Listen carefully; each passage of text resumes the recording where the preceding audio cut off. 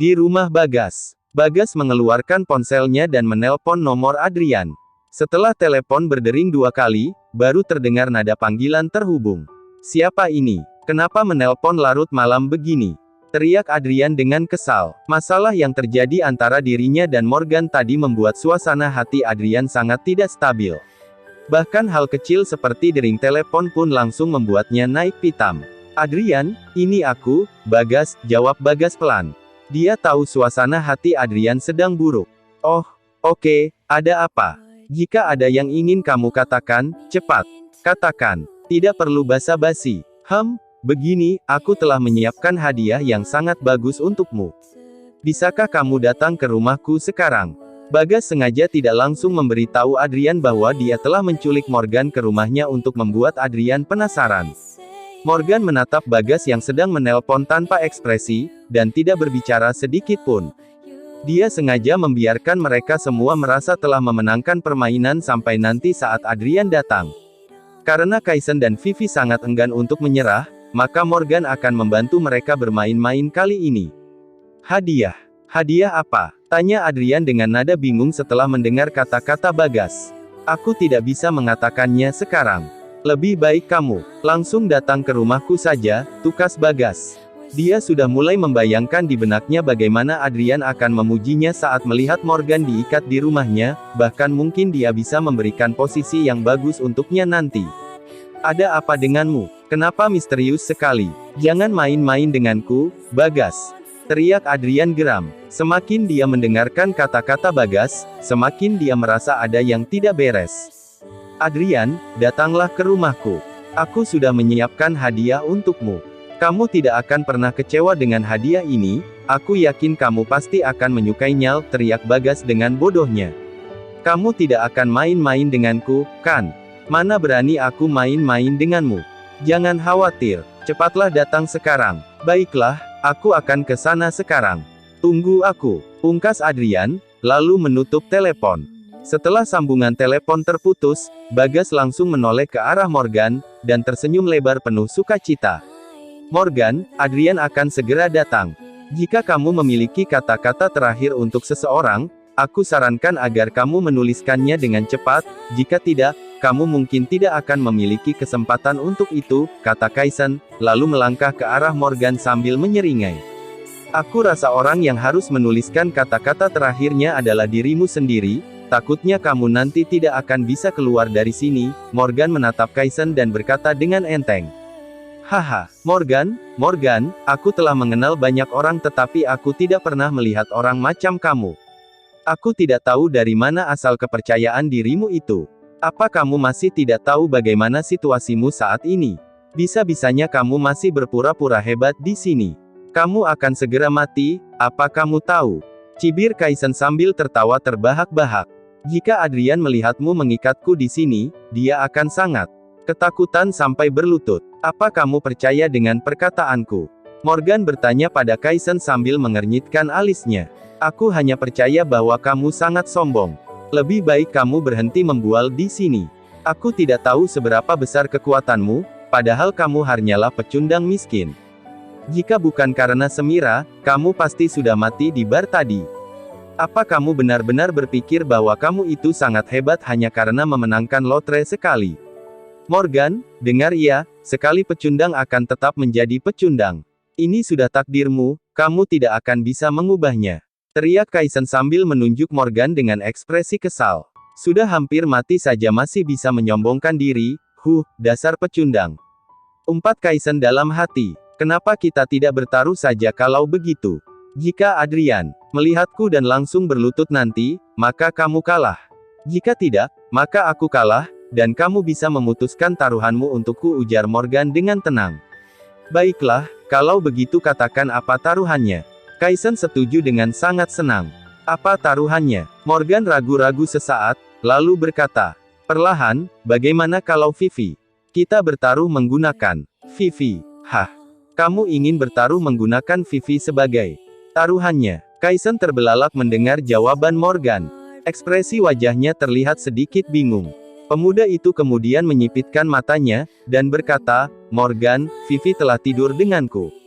Apa gunanya bertaruh denganku menggunakan Vivi? Bahkan jika kamu bisa menang kembali, apa untungnya buat kamu? Memangnya kamu mau bermain-main dengan wanita bekasku? Kamu tidak perlu khawatir tentang itu. Jika kamu kalah, kamu kembalikan Vivi. Jika aku kalah, aku akan melakukan apapun yang kamu minta, bagaimana? Apa kamu berani bertaruh denganku? Tantang Morgan sambil mengangkat alisnya. Oke, siapa takut? Kita taruhan. Jawab Kaisen dengan penuh percaya diri. Kaisen, apa-apaan kamu ini? Teriak Vivi tak terima, dia tidak menyangka Kaisen benar-benar menyetujui tantangan Morgan. Tenang, sayang, jangan khawatir, aku tidak akan kalah. Tukas Kaisen dengan santai sambil melirik Vivi. Sebenarnya, di mata Kaisen, Vivi hanyalah mainan, dan belakangan dia sudah mulai merasa bosan dengan gadis itu.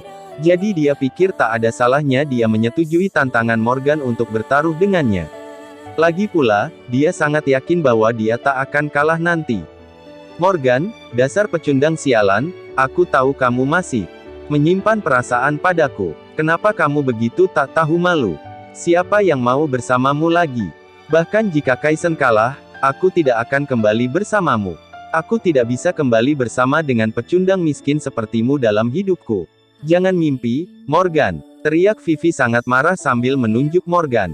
Morgan mengabaikan Vivi, dan menoleh ke arah Kaisen, lalu berkata, Kaisen, taruhanmu sepertinya sedikit marah.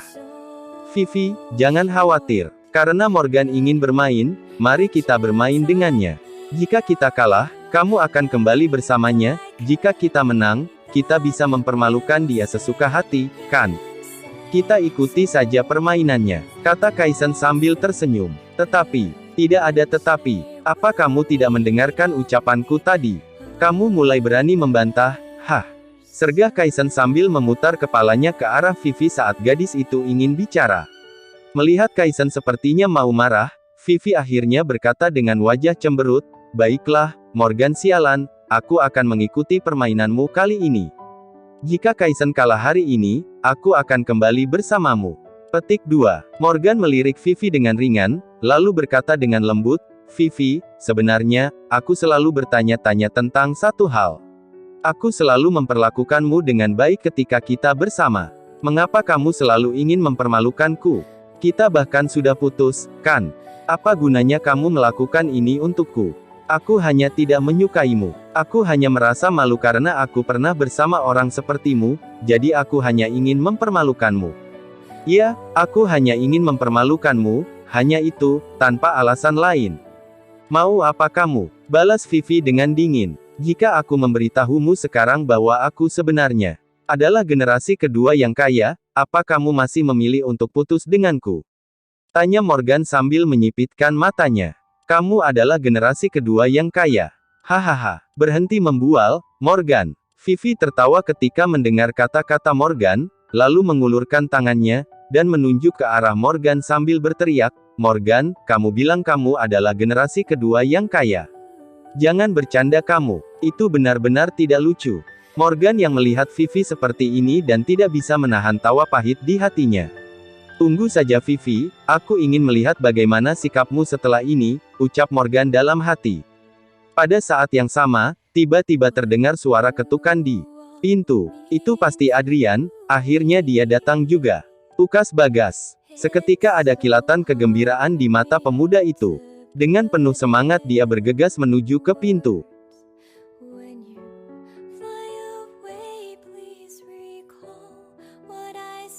Bagas bergegas berjalan ke arah pintu setelah mendengar seseorang mengetuk dengan keras. Adrian, akhirnya kamu datang, ucap Bagas begitu membuka pintu dan melihat sosok Adrian tengah berdiri di depan pintu. Ekspresi wajahnya terlihat sangat mengerikan dengan puntung rokok terselip di salah satu sudut bibirnya. Mana hadiah yang kamu katakan tadi di telepon? Tanya Adrian dengan nada suara yang terdengar masih kesal, dan lalu langsung berjalan masuk ke rumah Bagas.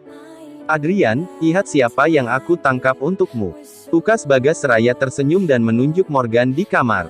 Adrian seketika tercengang saat melihat Morgan duduk terikat di atas kursi. Kakinya terasa lemas. Kedua matanya terbelalak dan mulutnya tanpa sadar terbuka sehingga puntung rokok yang ada di sudut bibirnya pun jatuh ke lantai. Bagas sialan, umpatnya dalam hati. Adrian, aku tahu kamu memiliki masalah dengan B***** H itu di bar tadi, jadi aku secara khusus mencari tahu alamat dia, lalu segera menangkap dan membawanya ke sini untukmu. Karena tidak ada orang luar di sini, kamu bisa. Sebelum Bagas menyelesaikan kalimatnya, dia tiba-tiba melihat Adrian, yang berdiri di sampingnya, berlutut di lantai. Kaisen dan Vivi tentu saja sangat terkejut ketika mereka melihat Adrian benar-benar berlutut di depan Morgan. Ada apa ini? Kenapa Adrian? Kaisen tergagap. Dia bertanya-tanya mengapa Adrian langsung berlutut ketika melihat Morgan. Dia benar-benar tidak menyangka Adrian akan melakukan apa yang dikatakan Morgan tadi. Adrian, kenapa kamu berlutut? Apakah kamu terlalu marah dengan B***** T itu hingga kakimu melemah? Ujar Bagas Raya mengulurkan tangan untuk membantu Adrian berdiri. Dia tidak tahu apa yang sedang terjadi saat ini. Apa yang kamu lakukan padanya? Cepat lepaskan dia. Adrian menoleh dan berteriak pada Bagas, lalu menggerakkan lututnya, menghadap ke arah Morgan, dan berkata dengan terbata-bata pada Morgan, "Tuan muda Morgan, hari ini. Apa yang terjadi hari ini, tidak ada hubungannya dengan saya. Ini benar-benar tidak ada hubungannya dengan saya. Saya tidak tahu mengapa orang-orang bodoh ini menculik Anda. Saya benar-benar tidak tahu apa yang terjadi saat ini. Jika ada yang salah, itu salahkan mereka, itu tidak ada hubungan dengan saya. Sungguh, ini tidak ada hubungannya dengan saya, Tuan Muda Morgan." Petik 2. Ekspresi wajah Adrian terlihat sangat gugup, dan ucapannya pun terdengar sedikit tidak jelas. Kaisen, Bagas, dan Vivi berdiri di sana dengan mata terbelalak, dan ekspresi di wajah mereka terlihat seperti orang bodoh. Mereka bertiga bertanya-tanya mengapa Adrian tiba-tiba begitu takut pada Morgan. Apa yang sebenarnya terjadi? Ada apa ini? Vivi menatap Adrian, tidak tahu bagaimana menggambarkan suasana hatinya.